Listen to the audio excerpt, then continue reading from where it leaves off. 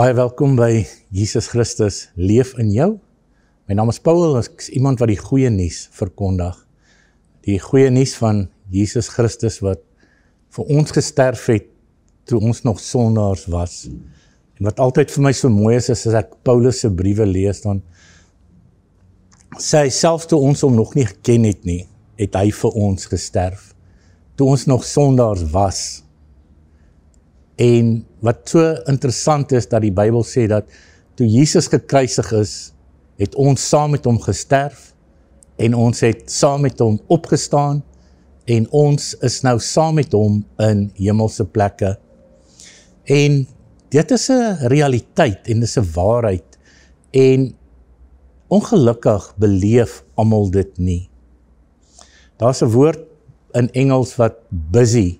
Nou busy beteken, as ek het ontleed, ek sê altyd, die B-U-S-Y beteken being under Satan's yoke. In ander woorde, Jesus red ons word vrygemaak, ons sterf saam met hom, ons word saam opgewek en ons is nou in hemelse plekke, en dan kom die duiwel na jou toe en nou begin hy jou aanval, en nou die enigste wapen wat hy teen jou het, is leuns, twyfel en ongeloof en allerhande wapens wat hy gebruik om hierdie vryheid wat jy het, om dit van jou te beroof. Baie belangrik is wat Jesus gesê het in Johannes 10, die dief kom om te steel, te slag en te verwoes, maar ek het gekom, dan sê hy duidelik hoekom hy het gekom het, dat hulle lewe en dit in oorvloed kan hê. En hy sê, dit wat Jesus gedoen het, het alles kom herstel, wat in Adam verkeerd gegaan het. Aan die ander woorde, ons kan nie vergelyk met dit wat, of die twee met vergelyk nie. Dit wat Jesus gedoen het, is soveel groter, as wat Adam verkeerd gedoen het. En onthou, Adam en Eva het een sonde gedoen, ongehoorsaamheid van die appel geëet, toe word almal veroordeel. Wat Jesus kom doen het is, al die sondes van die wêreld, alles van elke mens, elke persoon, neem hy op homself, en hy sterf, hy oorwin dit, en hy staan op. Kan jy sien die groot redding, die geweldige groot oorwinning, wat vir ons bereik is. Nou ten spyte van hiervan, soos ek sê, ondervind ons dit nie altyd so nie, want daar is sekere goed waarmee Christene sukkel, en in die onlangse reeks wat ek gedoen het oor waarmee Christene sukkel, wil ek vandag gesels oor onvergifnis en geestelike droogte. Die twee gaan hand in hand, want as jy nie vergeef nie, veroorsaak jy mos nou 'n bietjie skeiding tussen jou en God. Jy laat nou ongeregtigheid of sonde toe. Met ander woorde, eintlik al wat jy doen is, jou geestelike of jou goddelike natuur, jy onderdruk dit, want jy's gemaak om soos jou Vader te wees, en die Bybel is baie duidelik, God vergewe die regverdiges, die onregverdiges, die Bybel sê, hy laat nie sy reën net op die regverdiges val nie, maar op almal, want God se liefde het nie perke nie, en ons moet baie belangrik vir ons, is om nie onvergewingsgesindheid in ons lewens toe te laat nie.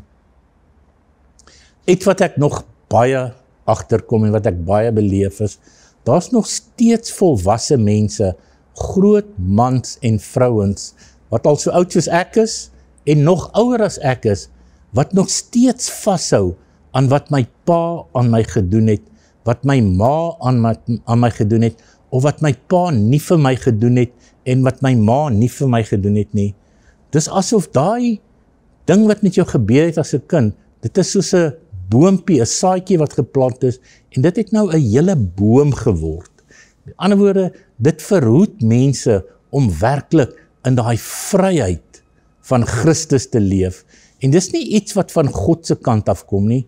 Onthou, Jesus het die prys betaal, hy het die sondes van almal vergewe. Jesus het nie op die kruis gesê, ek vergewe hierdie sonde, maar nie hierdie nie. Ander woorde, jy kan nie goed wil kategoriseer, maar jy weet nie wat het hy aan my gedoen nie, of wat hy vir my gesê het nie. Onthou, dit gaan nie daaroor nie. vergifnis gaan om vry te raak. Met ander woorde, ek wil nie iets dra wat die duiwel vir my gee nie. Ek wil nie 'n saadjie of 'n onkruid vat en dit in my lewe toelaat en laat dit nou groei en iets word wat my lewe onderdruk nie.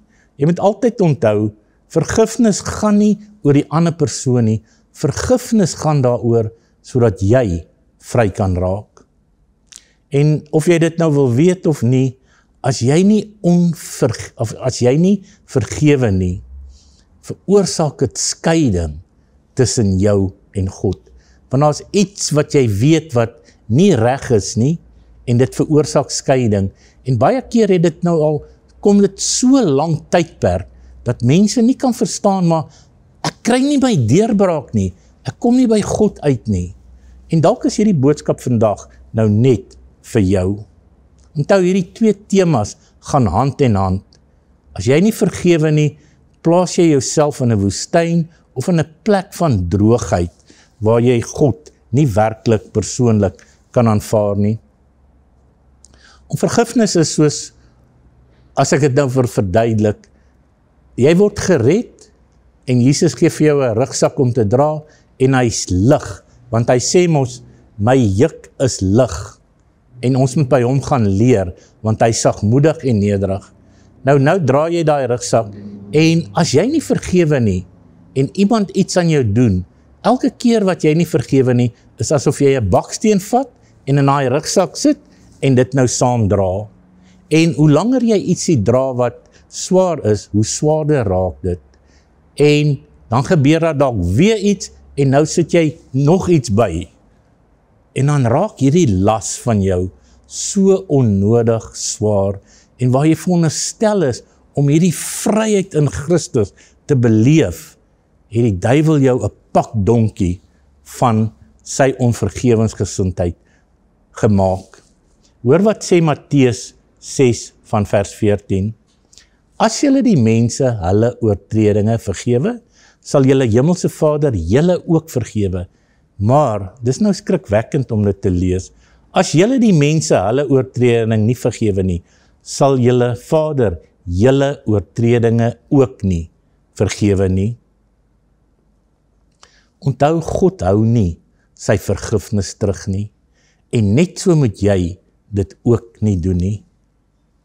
Ek het nou baie onlangs, een van my goeie vriende het vir my vertel hoe iemand sy karakter aangevat het en hom iets beskuldig het wat hy net nie kan oorkom nie. En terwyl ek so met hom praat, toe kom dit by my op, kan jy dink wat met Jesus gebeur het?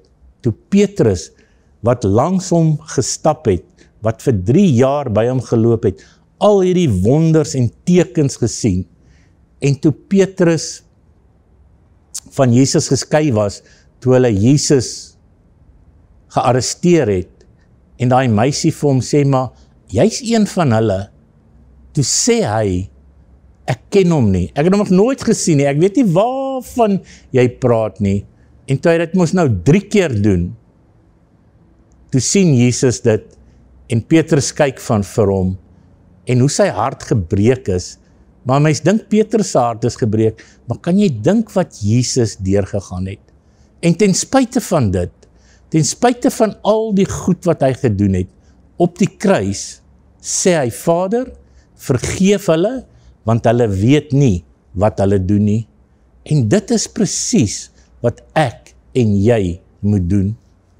Onthou, as jy nie oordeel of veroordeel nie, sal jy nie geoordeel of veroordeel word nie. Die Bybel is baie duidelik, met die maat waarmee jy oordeel, gaan jy geoordeel word. So ek wil jou aanraai, begin regtig glo wat die Bybel sê, begin agslaan op wat Jesus sê, en vergewe, nie 1 keer nie, toe Petrus vir hom vra, maar hoeveel keer, Here? 7 keer, toe sê Jesus nee, 70 maal 7 keer. Met ander woorde, dit is nou dalk net 490, maar wat dit eintlik beteken is, moenie ophou vergeef nie. En soos wat hierdie vriend van my, 1 keer het iemand hom nou werklik seer gemaak. en nou is dit baie moeilik, en dan wil 'n mens baie keer die vriendskap opgee, en jy glo dat hierdie verhouding nooit weer geherstel kan word nie. Maar onthou, daai 70 maal 7 keer. Baie keer kan ons nie eens 1 keer vergeef nie. Kan jy jou voorstel, hoeveel goed jy al verkeerd gedoen, gesê en opgetree het, en hoe God jou elke keer vergeef. Die Bybel gaan so ver om te sê dat God die wêreld met hom versoen het, en hoe het hy dit gedoen? Daar 1 Korintiërs 5 van 17 tot 21, deurdat hy die sonde ongestraf laat bly het, of die sonde nie toegereken het nie. So as jy wil werklik vry wees, en seker maak, dat daar nie 'n droogte in jou is nie, dat jy nie van God geskei wil wees nie, moet jy leer om te vergewe. En baie belangrik, nie net ander mense nie, maar ook jouself. Ek ken baie mense wat so hard op hulle self is, wat so teleurgesteld in hulle self is, oor wat hulle gedoen het, oor wat hulle gesê het. Maar jy moet onthou, dit is nie wie jy is nie, dis jou natuurlike mens, die mens wat Christus teestaan, en as jy mooi daaroor gaan dink, dis eintlik nie eers 'n mens nie, dit is eintlik net 'n klomp informasie, wat in ons koppe is, wat ons verwerk, gedagtes wat 'n mens as realiteit beskou. Dis baie, baie belangrik om te besef, dat jy nie jou gedagtes is nie. Gedagtes kom en gaan soos wat hulle wil. Dit is soos 'n voël wat oor jou kop vlieg, of 'n kraai wat oor jou kop vlieg. Nie een van ons kan keer dat daai kraai oor jou kop vlieg nie, maar jy kan werklik verhoed dat hy nes op jou kop kom maak. En dis dieselfde met gedagtes. Negatiewe gedagtes gaan gereeld na ons toe kom, maar ons het die keuse om dit te aanvaar of dit te verwerp. En as jy wil sê, maar ek weet nie of ek dit kan doen nie, dis net te groot, dan sê ek vir jou, jy's op 'n goeie plek. Dis hoekom jy vir Jesus nodig het. Dis hoekom jy die Heilige Gees nodig het. Dis hoekom jy die wysheid en die krag van God nodig het. Dis hoekom God besluit het om in ons te bly, om jou 'n oorwinnaar te maak. Selfs Jesus het gesê, uit myself kan ek niks doen nie, dis die Vader wat in my bly. Romeine 5 vers 5 sê, die hoop beskaam nie, en dan sê hy hoekom? Omdat die liefde van God in ons harte uitgestort is, deur die Heilige Gees.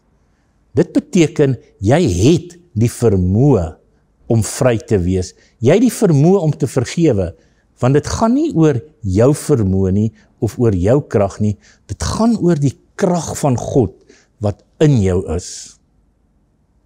En dis hoekom ek sê, al hierdie goed waarmee ons sukkel in ons lewens, die wortel daarvan is 'n gevoel van skeiding tussen my en God. En ons moet daarvan ontslaa raak. Onthou, as God in jou bly, as God jou asem, jou lewe en jou alles is, jy kan nie van hom geskei wees nie. Dis net in ons denke. Hoor wat sê Kolossense 3. Verdra mekaar en vergewe mekaar, as die een teen die ander 'n klag het. Luister nou mooi. Ek wil weer sê, luister nou mooi. Soos Christus julle vergewe het, so moet julle ook doen. Het jy gehoor? Soos Christus vergewe het, so moet julle ook doen. Hoe het Jesus vergewe? Volledig, vrylik en onvoorwaardelik.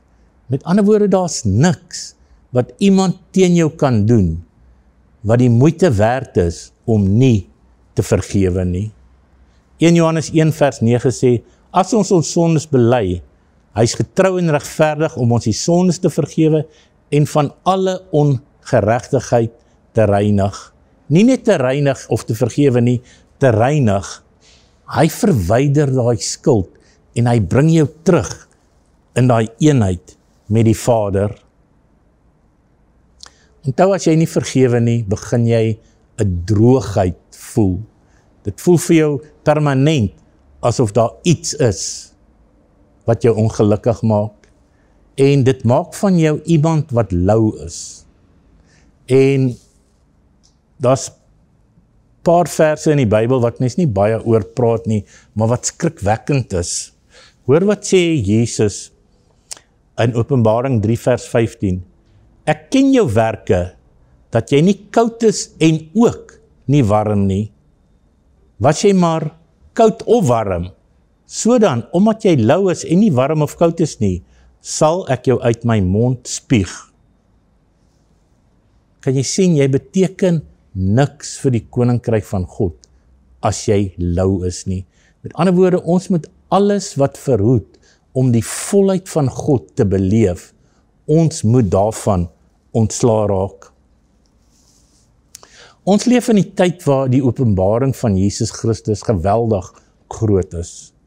Ek dink ons leef in die tyd waar niemand nog ooit besef het hoe vry ons werklik in Christus is nie. Om te dink dat jy gered is sonder iets wat jy gedoen het, dis iets wat Jesus gedoen het. Ons is saam met hom begrawe, saam met hom gesterf, saam opgestaan in hemelse plekke. En wat ek baie keer nou vind is, mense fokus nou so wat Jesus vir hulle gedoen het. En dit is fantasties, ek stem daarmee saam. Maar jy moet nie daarby bly nie. Die vraag wat jy moet nou vra is, nou dat ek gered is, nou dat ek vry is, nou dat my gedagtes nie meer besoedel is met sonde nie, nou dat ek weet dat ek 100% hemel toe gaan, dat ek 100% vry is in Christus, nou moet jy sê, wat nou? Wat kan ek nou doen? En dit is wat ek jou wil herinner. Omdat jy so vry is, nou kan jy soos Jesus in God se teenwoordigheid leef, in sy teenwoordigheid beweeg, en alles deel wat die Vader sin is. Soos die gelykenis van die verlore seun. Die seun wat verlore was toe hy terugkom, het die Vader vir hom 'n fees gegee, vir hom 'n nuwe kleed aangetrek, en toe sê die seun wat daar agtergebly het, maar Vader, u het nog nooit iets vir my gedoen nie. Toe maak die Vader hierdie stelling sê, my kind, alles wat myne is joune, en wat joune is myne. Met ander woorde, alles wat ek het, alles wat ek is, het ek nou vir jou gegee. En dit is wat Jesus kom doen het. Alles wat hy is, alles wat hy het, toe hy gesterf het, toe word ons erfgename van alles wat hy is, alles wat hy het. Met ander woorde, Jesus het sy lewe vir ons gegee, sodat ons sy lewe kan vat, en nou sy lewe kan leef. Dit is wat dit so wonderlik maak. Dis wat hierdie evangelie so fantasties maak. Ek hoef nie in my eie krag te oorwin nie. Ek hoef nie in my eie krag te vergeef nie. Ek moet net die bewustheid ontwikkel dat ek deel van iets groter is. Ek moet die bewustheid ontwikkel dat God in my is, dat hy deel van my is, dat ek nie sonder hom is nie, dat ek deel van Christus is. En dit is wat jou absoluut vry maak. Johannes 15 vers 5 sê Jesus, ek is die wynstok, julle die lote, wie in my en bly en ek in hom, hy dra veel vrug, want sonder my kan julle niks doen nie. Kan jy sien, dit is Jesus wat ons help om te oorwin. So, om hierdie droogheid van ontslae te raak, moet jy terugkeer na God toe, en jy moet seker maak dat al hierdie klein jakkelsies, al hierdie goeters, wat verhoed, dat jy 'n verhouding met God het, wat skeiding maak 'n besluit om daarvan ontslae te raak. Psalm 42 sê byvoorbeeld, soos 'n hert wat smag na waterstrome, so smag my siel na U, o God. My siel dors na God, na die lewende God. Wanneer sal ek ingaan en voor die aangesig van God verskyn? Geestelike droogheid is 'n uitnodiging om terug te keer, om weer te kom drink by die fontein van die lewe. Jesaja 40:31 sê, die wat op die Here wag, kry nuwe krag. Hulle vaar op met vleuels, soos die arende. Hulle hardloop en word nie moeg nie. Hulle wandel en word nie mat nie. So, dis nie inspanning wat jou herstel nie, dis verbinding, dis in jou eenheid, dit is in jou rus met God. So dis in hierdie eenheid wat jy werklik vry raak. En onthou 1 Johannes 4 vers 15 wat sê, elkeen wat bely dat Jesus die Seun van God is, God bly in hom en hy in God. So ek wil hê jy moet prakties hierdie goed in jou lewe begin toepas. As jy nie kan vergewe nie, vra die Heilige Gees om jou te help. Vat 'n stuk papier en skryf op 'n pen en skryf almal wat jy weet jy nog nie vergewe het nie. En dan vra jy, Vader, help my om te vergewe.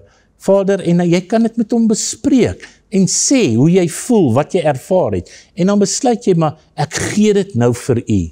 En dan vra jy, help my en vergewe my. En dan gaan staan jy, al doen jy dit nou fisies, om werklik vry te word, gaan staan voor 'n spieël en praat met die persoon. Sê byvoorbeeld sy naam is jou pa. Papa, ek vergewe jou, omdat jy nooit daar was, toe ek sport gedoen het nie. Ek vergewe jou, toe jy my afgekraak het. Ek vergewe jou, toe jy dit of dat aan my gedoen het. Dieselfde dalk met jou ma, met 'n vriend, met 'n kollega. Maak seker, dat jy geen onvergifnis in jou hart het nie. Die Bybel is duidelik, né? Kolossense 3 sê, verdra mekaar en vergewe mekaar as die een teen die ander 'n grief het. Soos Christus julle vergewe het, moet julle dit doen. Maak tyd om in God se teenwoordigheid te spandeer. Maak tyd om net stil te word en te wag dat hy met jou praat en jou oortuig van wat hy wil hê jy moet doen. Dan noem ek die volgende punt is, detox jou gedagtes. Met ander woorde, verwyder hierdie gedagtegeraas wat jou verbinding met God versluier. Elke keer as daar iets inkom wat verhoed, wat verskeiding tussen jou en God veroorsaak, dan kan jy dit mos besluit daaroor maak en sê, maar ek aanvaar nie dit nie, ek weet, dis nou weer 'n leuen van die duiwel, wat vir my wil kom vertel, wat ek mag en nie mag doen nie, en vir my wil kom verlei, ek verwerp dit.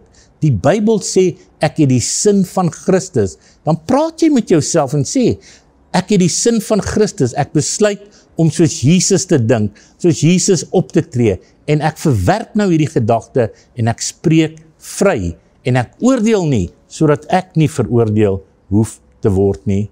2 Korintiërs 10 vers 5, luister wat sê dit, ons vernietig die redenasies en elke skans wat opgerig word teen die kennis van God.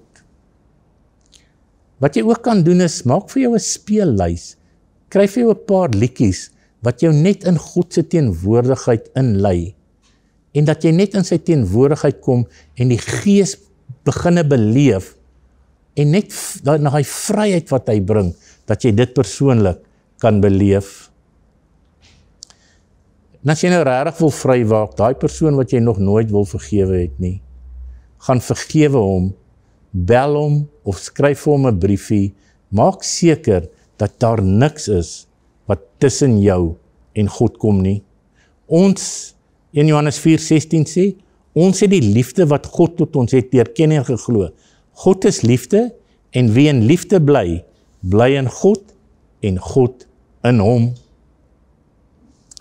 Dan wil ek afsluit met, as daar iets is wat jy werklik mee sukkel, dan stel net vir jou alarm, of jou selfoon, net so 1 of 2 keer per dag, net om jou te herinner, dat daar iets in jou is, wat jy mee met deel. En dan kan jy sê, jy kan self jou alarm, 'n voice note maak om te sê, as jou alarm afgaan, jy's vergewe, jy's een met God, leef so. So elke oggend as jy wakker word, en jy wag vir jou alarm om af te gaan, dan is die eerste woorde wat jy hoor, jy's vergewe, jy's een met God, leef so, en vergewe almal, sodat jy vry kan wees. Net 1 of 2 idees om jou te help, om in absolute oorwinning te kan leef. Dankie Vader, dat ons vry is in Christus. Help elkeen van ons, om niks te doen of te veroorsaak wat hierdie vryheid en die eenheid met U in die wiele kan ry nie.